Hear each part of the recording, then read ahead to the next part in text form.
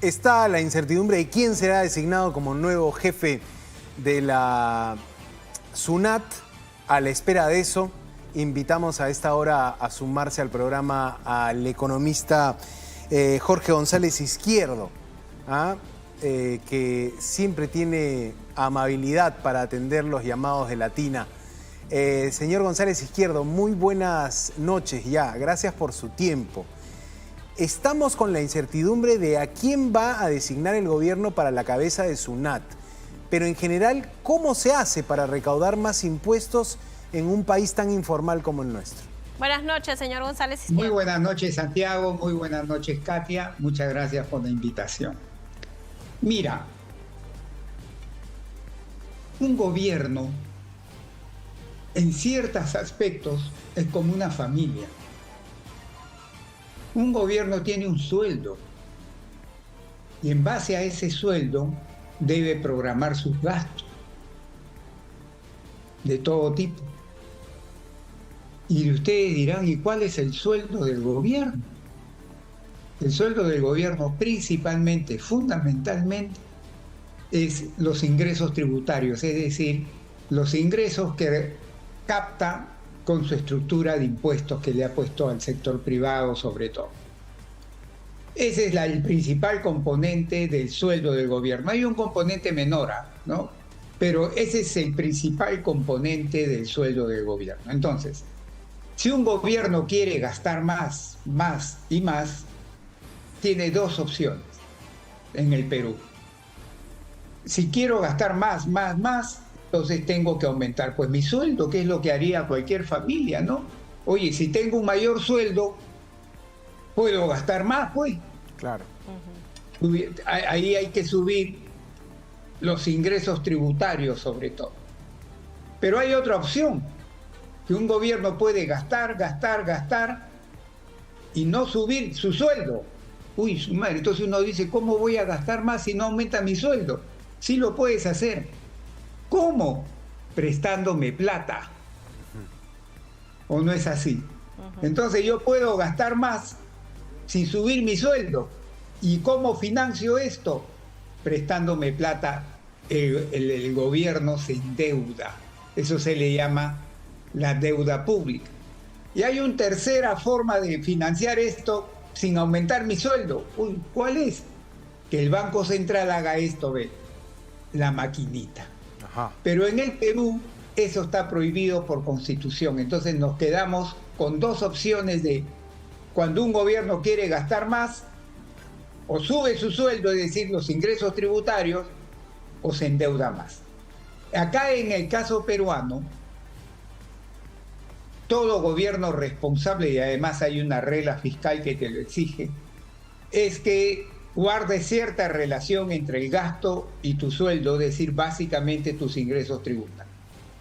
Mira, los ingresos tributarios en el Perú en el año 2023 hicieron esto. Fuertemente se cayeron los ingresos tributarios. Es decir, el sueldo bajó. ¿Y por qué? ¿Por qué en el 2023 el ingreso tributario del gobierno hizo esto? En primer lugar, por la recesión, pues. Porque si las empresas venden menos, pagan menos IGB, pagan menos impuesto a la renta, ¿o no? Segundo, cuando estás en recesión, importas menos bienes de capital, menos insumos, menos materias primas, y todo eso cuando viene al Perú paga impuestos. Entonces, si importas menos, pagas menos impuestos, pues. Claro. En tercer lugar, ahí aparece el Congreso y los congresistas, que son sabios, que te paran decretando, por ejemplo, ¿se acuerdan que salió y todo el mundo aplaudió una reducción del IGB a los restaurantes, a los hoteles? ¿Se acuerdan? Claro. Lo hizo el fallecido congresista Hernando Guerra García. Él lo impulsó en el Congreso. El 16% lo bajó a 8%, claro, temporal, pero de todas maneras creo que se va hasta fines de este año. Entonces, medidas de ese tipo también, pues, te bajan el sueldo, pues. Entonces, el gobierno de la presidenta Dina Boluarte Y el señor ministro de Economía sabe que esto tiene que hacer este año. Así tiene que hacer este año. Los ingresos tributarios. Entonces, yo no creo, y le mando un mensaje al señor ministro de Economía, no sería adecuado, señor ministro, que este año piense usted en subir impuestos. No sería adecuado, ¿no? ¿Por qué no sería adecuado, señor González Izquierdo? Porque la economía está así, ve.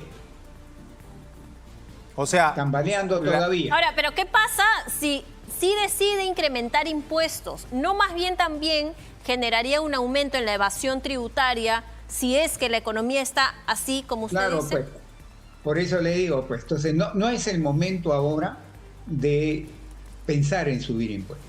Entonces el señor ministro ha dicho algo que ya sabemos los peruanos de hace muchos años. La informalidad. Los que pagan impuestos son asisitos. Los que deben pagar impuestos en el Perú son asisotes. Pero los que pagan son asisitos, los formales. ¿Por qué? Porque los informales en su gran mayoría no pagan impuestos. Pagan impuestos indirectamente cuando echan combustible a su carro, se toman una chelita, pero digamos en el grueso no pagan fuertemente impuestos, vamos a poner. Entonces se habla de ampliar la base tributaria, que es lo que ha declarado el ministro.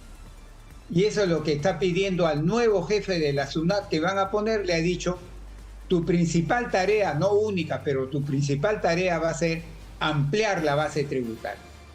¿Eso qué significa? Luchar contra la informalidad. Pero eso es difícil y va a tomar tiempo. Yo le doy una receta adicional al señor ministro, que puede ampliar la base tributaria, sí, ve, rápidamente, porque eso de combatir la informalidad te toma tiempo. Así te amplía la base tributaria. ¿Cómo? ¿Cuál es eso? Reducir los tratamientos preferenciales, las exoneraciones tributarias, que muchísimas actividades tienen hoy día en el Perú. ¿Qué actividades tienen en este momento exoneraciones tributarias? Ahorita te voy a decir, pero antes te voy a decir, ¿tú sabes cuánto significa eso? Claro. Más o menos entre 1 a 2 puntos porcentuales del PBI. Es un montón de dinero. Entre 1.000, 2.000, o sea, es un montón de dinero. Entonces, por ejemplo, yo no sé por qué cuando un empresario trae estos conjuntos de salsa, traen estos artistas del extranjero, claro, los traen, ¿no?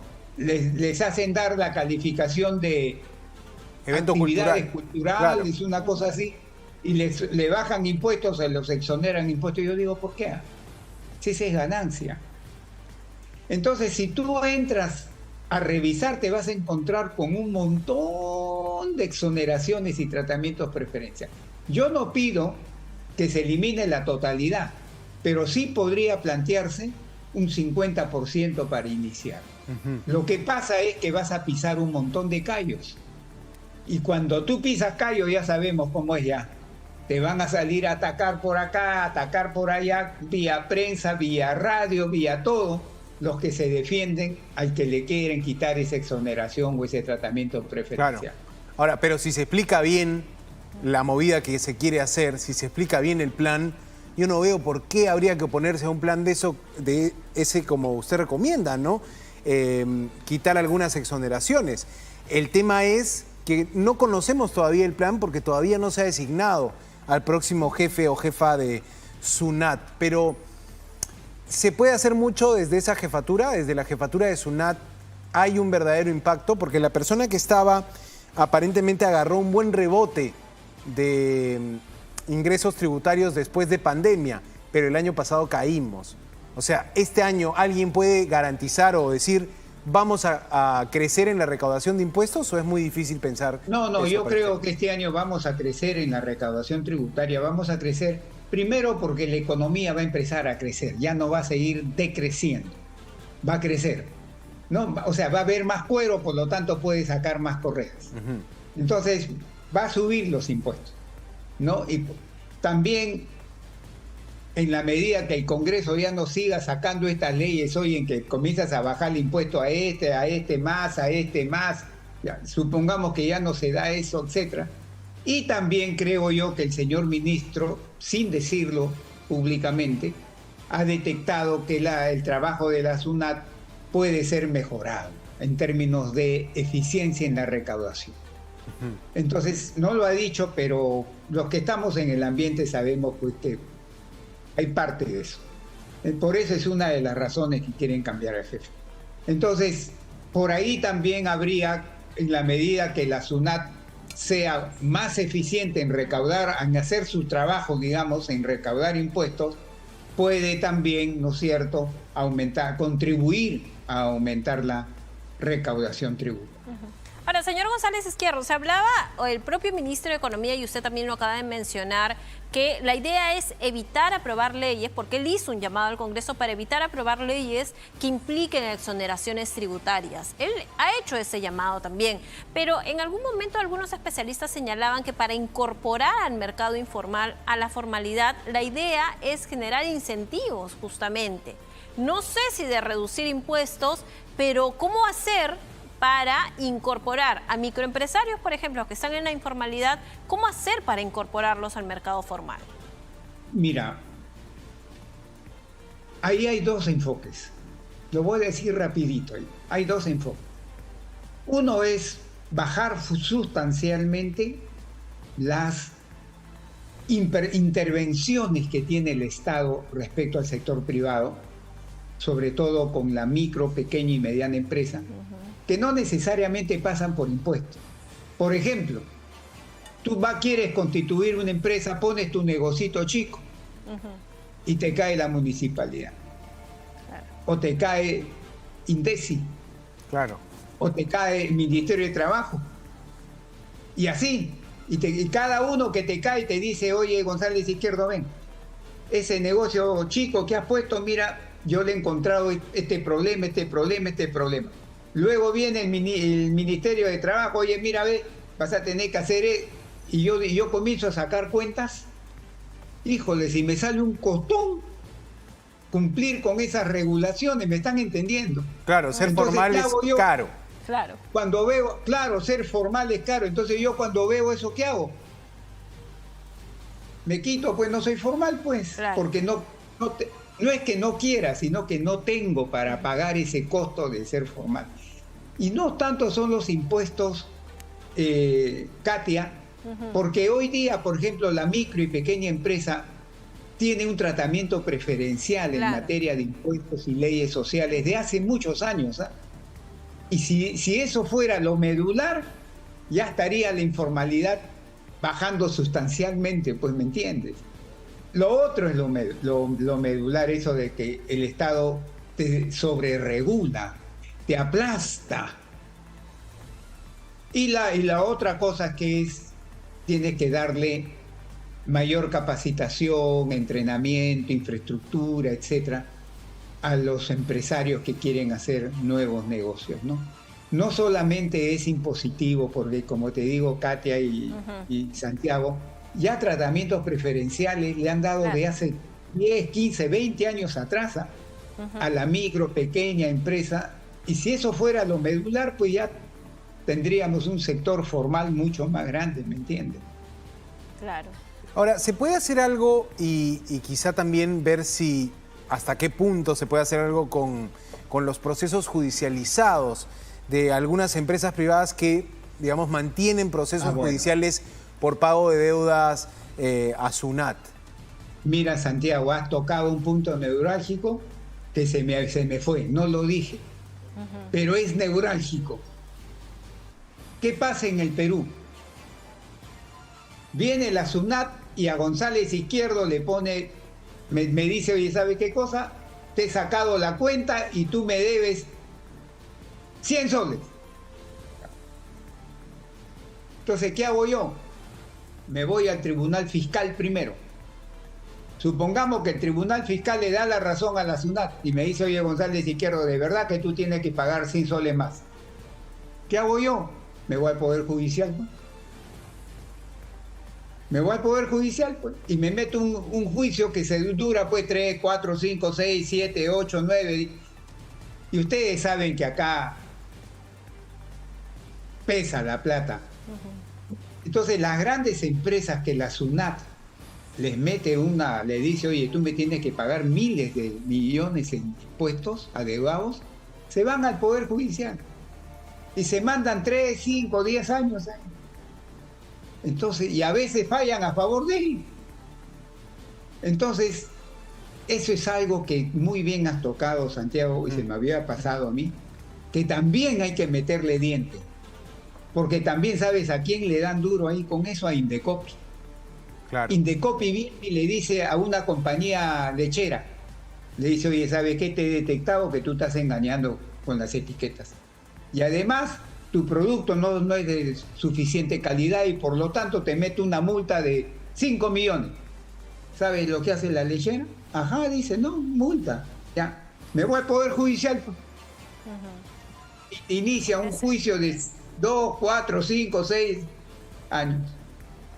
Eso habría que ver, no sé, yo no soy experto en temas jurídicos, pero habría que ver cómo se resuelve eso, porque de verdad que eso hace que la recaudación tributaria esté constreñida por este tipo de me voy al Poder Judicial. Claro. Y por último, al Tribunal Constitucional. Señor Jorge González Izquierdo, economista, ex ministro de Economía, muchísimas gracias. Usted siempre dándonos las explicaciones y dando buenas luces de cómo está la economía en nuestro país. Muchas gracias por estar con nosotros esta noche. Hasta luego, muchas gracias también. Buenas noches, hasta gracias. luego. Ahí está. Bueno, muy interesante, muy interesante. Aprendemos un poco también de cómo funciona la recaudación de impuestos y lo difícil que puede ser para el gobierno subir esa cifra, ¿no? Sí. La recaudación de impuestos cayó 12% en el año 2023. Es un gran problema, pues, y también siento que ahí la propia SUNAT podría dar un buen mensaje, el nuevo jefe podría salir con fortaleza a explicar su plan. Vamos a ver a quién designan, ¿ah? 3 años tenía en el cargo Luis Enrique Vera, ¿no? superintendente de SUNAT. El ministro ha dicho que tiene ya 2 postores y que en los próximos días va a anunciar a quién de los 2 escoge, ¿no? Estaría bueno saber de quiénes se podría tratar, ¿no? Y eso está en manos del Ministerio de Economía. Vayan